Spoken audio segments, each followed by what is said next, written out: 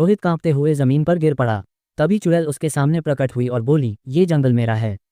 जो भी इसमें आता है उसे मेरी भूख मिटाने के लिए मरना पड़ता है। अब तुम सबको मरना होगा। चुड़ैल की आवाज़ चारों दिशाओं से आने लगी। दोस्तों, वीडियो को लाइक और जी के यूट्यूबर चैनल को सब्सक्राइब जरूर करें। तो चलिए वीडियो को शुरू करते हैं। गहरे अंधेरे में घिरा काला वन उत्तर भारत के एक सुदूर इलाके में बसा था। ये जंगल हजारों साल पुराना था, जिसकी घनी झाड़ियों और विशाल वृक्षों के नीचे सूरज की रोशनी तक न पहुंचती थी। आसपास के गांवों में इस जंगल के बारे में भयानक कहानियां प्रचलित थीं। जो भी इसमें गया वह कभी लौटकर नहीं आया। लोगों का मानना था कि इस जंगल में एक भयानक चुड़ैल का साया था। उसकी हड्डियों जैसी पतली काया, झड़ चुके बाल और रक्त लाल आंखें किसी को भी पागल कर सकती थीं। उसकी चीखें आधी रात को पूरे गांव में सुनाई देती और कभी कभी लोग कहते थे कि उन्होंने जंगल के किनारे किसी छाया को चलते देखा। गांव में 4 दोस्त रहते थे, अजय, सूरज, विक्रम और रोहित। वे बहुत निडर थे और किसी भी अंधविश्वास पर विश्वास नहीं करते थे। एक दिन गांव के एक वृद्ध व्यक्ति ने उन्हें जंगल में न जाने की चेतावनी दी, लेकिन वे उसकी बातों को हंसी में टाल गए। हम डरने वालों में से नहीं हैं, अजय ने गर्व से कहा। अगर जंगल में सच में कोई चुड़ैल है तो उसे देखना दिलचस्प होगा, विक्रम ने हंसते हुए कहा। चारों दोस्तों ने रात के समय जंगल में जाने का निश्चय किया। वे अपने साथ टॉर्च, लाठी और खाने पीने का सामान लेकर निकले। जंगल के किनारे पहुंचते ही ठंडी हवा चलने लगी। ऐसा लग रहा था जैसे कोई उनकी उपस्थिति को महसूस कर रहा हो। जंगल के अंदर घुसते ही वातावरण अचानक बदल गया। हवा भारी और ठंडी हो गई। टॉर्च की रोशनी भी धुंधली लगने लगी। चारों धीरे धीरे आगे बढ़ रहे थे जब अचानक एक तेज ठंडी हवा का झोंका आया और उनके पीछे की पत्तियां तेजी से सरसराने लगीं। यह क्या था? रोहित ने घबराते हुए पूछा। कोई जानवर होगा, सूरज ने उसे शांत करने की कोशिश की। लेकिन तभी एक दिल दहला देने वाली चीख पूरे जंगल में गूंज उठी। यह आवाज़ किसी इंसान की नहीं थी। ऐसा लग रहा था जैसे कोई दर्द में तड़प रहा हो। सभी दोस्त सहम गए और इधर उधर देखने लगे। अचानक अजय ने टॉर्च की रोशनी में एक लंबी छाया देखी। ये छाया बहुत ही डरावनी थी, मानो किसी का अस्थिर शरीर हवा में तैर रहा हो। फिर धीरे धीरे वह छाया एक रूप लेने लगी। वह एक भयानक और विकृत स्त्री थी, जिसके चेहरे पर गहरे घाव थे और उसकी आंखें खून की तरह लाल थीं। उसके नाखून पंजों की तरह बड़े और नुकीले थे। बचो, अजय चिल्लाया, लेकिन उनके पैर जमीन में जैसे जकड़ गए थे। चुड़ैल हवा में उठी और उसने एक भयानक हंसी हंसी। तुम सब मेरे जंगल में आए हो, अब लौट नहीं पाओगे। उसकी आवाज़ कब्र से आती किसी आत्मा की तरह थी। विक्रम ने डर कर अपनी लाठी उठाए और उस चुड़ैल पर हमला करने की कोशिश की, लेकिन वह हवा में विलीन हो गई और अगले ही पल उसके पीछे प्रकट हो गई। उसने अपने लंबे नाखूनों से विक्रम की गर्दन पकड़ ली और देखते ही देखते उसे अंधेरे में खींच लिया। विक्रम की चीखें जंगल में गूंज उठी, लेकिन फिर अचानक सब शांत हो गया। विक्रम, रोहित चिल्लाया, लेकिन उसे कोई जवाब नहीं मिला। सूरज और अजय भागने लगे, लेकिन जैसे ही वे दौड़े, जंगल की झाड़ियां खुद ब खुद उनके रास्ते में आने लगीं। पेड़ों की शाखाएं उनके गले की ओर बढ़ने लगी, मानो कोई अदृश्य शक्ति उन्हें रोक रही हो। रोहित कांपते हुए जमीन पर गिर पड़ा। तभी चुड़ैल उसके सामने प्रकट हुई और बोली, ये जंगल मेरा है। जो भी इसमें आता है उसे मेरी भूख मिटाने के लिए मरना पड़ता है। अजय ने हिम्मत जुटाकर पूछा, तू कौन है? चुड़ैल की आंखों में एक अजीब सी चमक आई। उसने कहा, सैकड़ों साल पहले मैं इस गांव की एक साधारण लड़की थी, लेकिन गांव के लोगों ने मुझ पर झूठा इल्जाम लगाकर मुझे इस जंगल में जिंदा जला दिया। मरते समय मैंने बदला लेने की कसम खाई और अब ये जंगल मेरा शापित घर बन गया है। जो भी इसमें आता है वह मुझसे बच नहीं सकता। अजय और सूरज डर से कांपने लगे। अब बचने का सिर्फ एक ही तरीका था, जंगल से बाहर भागना। लेकिन चुड़ैल ने अपने लंबे हाथों से हवा में एक भयंकर तूफान खड़ा कर दिया। अजय और सूरज उस तूफान में फंस गए। सूरज की आंखों के सामने काला अंधेरा छा गया और एक तीखी चीख के साथ वह गायब हो गया। अजय अपनी पूरी ताकत से दौड़ने लगा। उसके पीछे चुड़ैल की डरावनी हंसी गूंज रही थी। अजय सुबह के समय गांव के किनारे बेहोश पड़ा मिला। जब गांव वालों ने उसे उठाया तो वह कांप रहा था और कुछ भी बोलने की हालत में नहीं था। लेकिन उसके शरीर पर गहरे नाखूनों के निशान थे और उसकी आंखें खोखली लग रही थीं। वह कुछ हफ्तों तक बिस्तर से नहीं उठा। जब उसने होश संभाला तो उसने सिर्फ एक ही बात कही, उस जंगल में मत जाओ। एक रात गांव में फिर से वही चीख गूंज उठी और किसी ने देखा कि अजय की आंखों में अब वही लाल चमक थी जो उस चुड़ैल की आंखों में थी। अजय के लौटने के कुछ ही दिनों बाद गांव में अजीब घटनाएं होने लगीं। लोगों को रात में जंगल से अजीब अजीब आवाज़ें सुनाई देने लगीं। कुछ लोगों ने दावा किया कि उन्होंने किसी स्त्री की छाया गांव के किनारे चलते देखी थी। एक रात गांव का ही एक लड़का राजू अचानक गायब हो गया। उसकी मां ने बताया कि उसने रात में किसी को अपने दरवाजे पर दस्तक देते सुना और जब राजू दरवाजा खोलने गया तो वह वापस नहीं आया। अगली सुबह गांव वालों ने उसकी लाश जंगल के किनारे पड़ी हुई पाई। उसका चेहरा डर के मारे विकृत हो चुका था और उसके शरीर पर वही नाखूनों के गहरे निशान थे जो अजय के शरीर पर थे। गांव में भय का माहौल छा गया। सभी को यकीन हो गया कि काला वन की चुड़ैल अब गांव में आ गई है। गांव के बुजुर्गों ने अजय के पिता से कहा कि उसे किसी तांत्रिक के पास ले जाना चाहिए, लेकिन अजय ने मना कर दिया। वह अब रात को अक्सर जंगल की ओर चला जाता और कई घंटों बाद लौटता। एक रात सूरज की माँ ने खिड़की से देखा कि अजय जंगल के किनारे खड़ा था और हवा में किसी से बातें कर रहा था, लेकिन वहां कोई नहीं था। वह धीरे धीरे जंगल में घुस गया और अंधेरे में गायब हो गया। अगली सुबह जब गांव वालों ने अजय को ढूंढा तो वह गांव के कुएं के पास खड़ा मिला। उसकी आंखें पूरी तरह लाल हो चुकी थीं और उसके चेहरे पर एक अजीब सी मुस्कान थी। अजय जोर जोर से हंसने लगा। इसके बाद गांव में और भी मौतें होने लगीं। कभी कोई बच्चा गायब हो जाता तो कभी किसी किसान की लाश खेतों में मिलती। सभी की मौत का तरीका एक ही था, डर से चेहरा विकृत और शरीर पर गहरे नाखूनों के निशान। गांव के बुजुर्गों ने तय किया कि इस समस्या का समाधान निकालना ही होगा। उन्होंने पास के गांव के एक प्रसिद्ध तांत्रिक बाबा अघोरनाथ को बुलवाया। बाबा अघोरनाथ गांव पहुंचे और अजय को देखते ही समझ गए कि उसके अंदर कोई दूसरी आत्मा प्रवेश कर चुकी है। ये सिर्फ एक भूत नहीं है, यह एक श्राप है। बाबा ने कहा, जिस चुड़ैल की आत्मा जंगल में थी वह अब अजय के अंदर समा गई है। जब तक इसे रोका नहीं जाएगा ये पूरी तरह गांव को खत्म कर देगी। बाबा ने कहा कि चुड़ैल को खत्म करने के लिए उसके अस्तित्व की जड़ तक पहुंचना होगा। हमें जंगल में जाना होगा जहां उसे जलाया गया था, वहीं से हमें उसका असली शरीर ढूंढना होगा।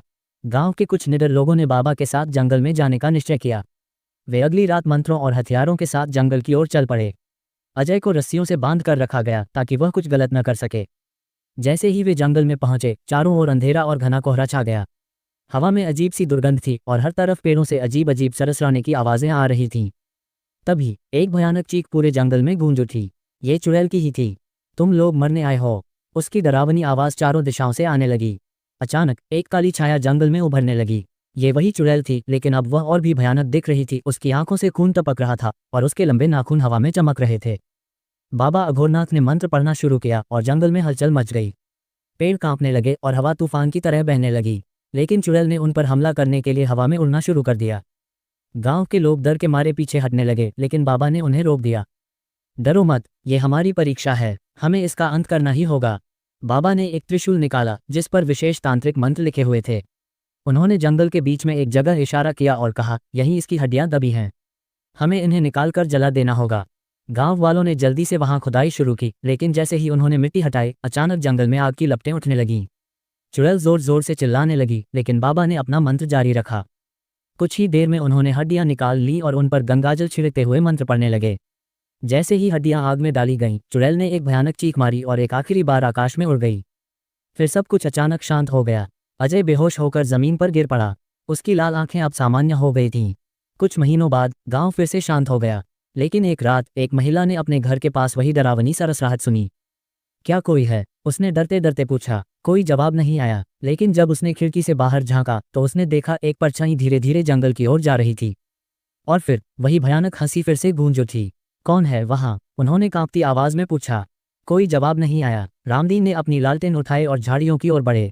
जैसे ही उन्होंने टॉर्च की रोशनी डाली, उन्होंने देखा एक स्त्री की परछाई वहां खड़ी थी, लेकिन उसके पैर जमीन से ऊपर हवा में लटके हुए थे। उनका शरीर सुन्न हो गया। वह वही चुड़ैल थी। परछाई धीरे धीरे उनकी ओर बढ़ने लगी और अगले ही पल उनके कानों में एक ठंडी फुसफुसाहट गूंज उठी। मैं मरी नहीं हूं। रामदीन के मुंह से एक भी शब्द नहीं निकला। अगले ही पल उन्होंने एक तीखी चीख मारी और अंधेरे में समा गए। अगली सुबह गांव वालों ने उनकी लाश झाड़ियों के पास पाई। उनकी आंखें खुली थीं, लेकिन उनका चेहरा भयानक डर में जमी हुई थी, जैसे मरने से पहले उन्होंने कुछ भयानक देखा हो। जब से अजय जंगल से लौटा था वह बहुत बदल चुका था। पहले वह शांत और डरा हुआ रहता था, लेकिन अब वह अजीब हरकतें करने लगा था। कभी कभी उसे अकेले जंगल की ओर जाते हुए देखा जाता और जब कोई उसे रोकता तो उसकी आंखों में वही लाल चमक लौट आती थी। एक रात सूरज की बहन पायल अचानक गायब हो गई। किसी ने उसे रात के समय अपने आंगन में चलते देखा था, लेकिन फिर वह लौटकर नहीं आई। गांव वालों ने उसे पूरी रात ढूंढा, लेकिन उसका कोई पता नहीं चला। अगली सुबह अजय को गांव के कुएं के पास खड़ा देखा गया। उसके कपड़ों पर मिट्टी लगी थी और उसके हाथों में खून के धब्बे थे। अजय, तुम यहाँ क्या कर रहे हो? उसके पिता ने डांटते हुए पूछा। अजय ने धीरे से सिर उठाया। उसकी आंखें पूरी तरह से लाल थीं। उसने एक भयानक हंसी हंसते हुए कहा, वह अब मेरे पास है, अब कोई नहीं बचेगा। गांव वाले घबरा गए। उन्हें अब यकीन हो गया कि चुड़ैल का श्राप अभी खत्म नहीं हुआ था। बाबा अघोरनाथ को फिर से बुलाया गया। उन्होंने गांव में आते ही महसूस कर लिया कि कोई दुष्ट आत्मा अभी भी मौजूद है। चुड़ैल को हमने भले ही जलाया था, लेकिन उसकी आत्मा अभी भी भटक रही है, और यह अब अजय के माध्यम से गांव में कहर बरपा रही है, बाबा ने कहा। उन्होंने अजय को देखा, जो अब एक कोने में बैठा हुआ धीरे धीरे बुदबुदा रहा था। उसकी आवाज़ बदल गई थी, कभी वह एक स्त्री की तरह लगती तो कभी किसी जानवर की गुर्राहट जैसी। हमें इसे रोकना होगा, वरना ये पूरे गांव को खत्म कर देगा, बाबा ने कहा। रात को बाबा और गांव के कुछ बहादुर लोग अजय को लेकर फिर जंगल की ओर गए। इस बार उनके पास मंत्रों से बंधे हुए त्रिशूल, गंगाजल और विशेष तांत्रिक यंत्र थे। जैसे ही वे जंगल में पहुंचे, हवा भारी हो गई, ठंडी लहरें चलने लगीं और अचानक पेड़ हिलने लगे। वहां रही है, बाबा चिल्लाए। अचानक अजय ने जोर से चीख मारी और हवा में उड़ गया। उसकी आंखें पूरी तरह से खून जैसी लाल हो गईं और उसकी आवाज़ अब दोहरी हो गई थी, एक अजय की और एक चुड़ैल की। तुम मुझे खत्म नहीं कर सकते, ये जंगल मेरा है। चुड़ैल की आवाज़ गूंज उठी। बाबा ने मंत्र पढ़ना शुरू किया और गंगाजल छिड़कते ही अजय जमीन पर गिर पड़ा और तड़पने लगा। तभी अचानक एक काली छाया अजय के शरीर से निकलकर हवा में आकार लेने लगी। ये वही चुड़ैल थी। तुम सबको मार डालूंगी, वह भयानक रूप में बाबा की ओर बढ़ी, लेकिन बाबा ने मंत्रों के साथ त्रिशूल उसकी ओर फेंक दिया। त्रिशूल सीधे चुड़ैल के सीने में घुस गया और वह एक दर्दनाक चीख के साथ हवा में कांपने लगी। नहीं, उसकी चीख जंगल में गूंज उठी और अचानक पूरा जंगल हिलने लगा। कुछ ही पलों में चुड़ैल का शरीर राख में बदल गया और एक जोरदार झटके के साथ सब कुछ शांत हो गया। अजय अब पूरी तरह ठीक था। जब वह जागा तो उसकी आंखों की लाल चमक गायब थी और वह अब सामान्य लग रहा था। बाबा ने गांव वालों को आश्वस्त किया कि श्राप अब पूरी तरह खत्म हो चुका है। गांव में सब कुछ फिर से शांत हो गया।